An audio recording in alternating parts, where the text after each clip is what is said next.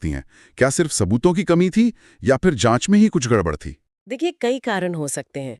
शायद शुरुआती जांच में जो चूक हुई, सबूत नष्ट हुए, गवाहों के बयानों में विरोधाभास आए, और निश्चित रूप से जो परिस्थिति जन्य साक्ष्य होते हैं उनकी व्याख्या का फर्क।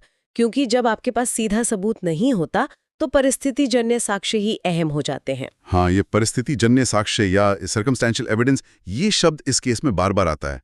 इसे अगर आसान भाषा में समझना हो तो देखिए, सबूत मोटे तौर पर दो तरह के होते हैं।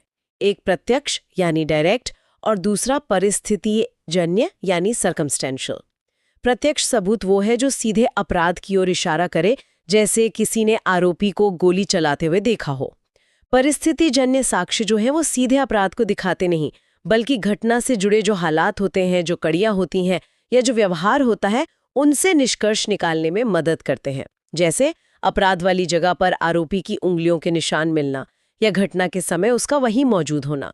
इस केस में ज्यादातर सबूत परिस्थिति जन्य ही थे, सीधे सबूत का अभाव था। समझ गया। और इस पूरे समय में मीडिया का रोल कैसा रहा? हमने सुना है कि कवरेज बहुत ज्यादा हुई थी। निश्चित रूप से मीडिया ने इस केस को अभूतपूर्व कवरेज दी थी। मतलब हर छोटी बड़ी बात पर बहस होती थी, रोज कोई ना कोई नई थ्योरी सामने आ जाती थी। इसे मीडिया ट्रायल भी कहा गया। इससे एक तरफ तो ये हुआ कि मामले पर सबकी नज़र बनी रही, जो शायद अच्छी बात थी, लेकिन दूसरी तरफ तथ्यों और अटकलों के बीच की जो रेखा थी वो कई बार धुंधली हो गई, और इसने न सिर्फ जनता की राय को बहुत प्रभावित किया, बल्कि कहीं न कहीं जांच और न्यायिक प्रक्रिया पर भी एक तरह का दबाव बनाया। तो फिर अदालत में क्या हुआ? मुकदमा कैसे चला? गाजियाबाद की विशेष सीबीआई अदालत में मुकदमा चला।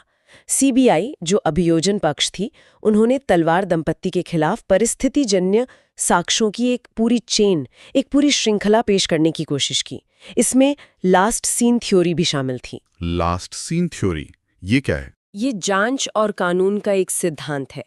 इसके अनुसार अगर किसी व्यक्ति को आखिरी बार पीड़ित के साथ जीवित और सही सलामत देखा गया था, तो ये माना जाता है कि उस व्यक्ति पर यह जिम्मेदारी आ जाती है कि वो बताए कि उसके बाद पीड़ित के साथ क्या हुआ।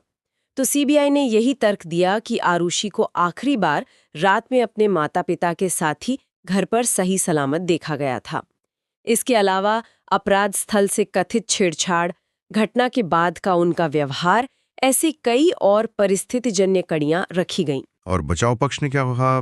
तलवार दंपत्ति के वकीलों ने बचाव पक्ष ने इन सभी सबूतों को कमजोर, अपर्याप्त और मोटिव यानी मकसद साबित करने में पूरी तरह नाकाम बताया।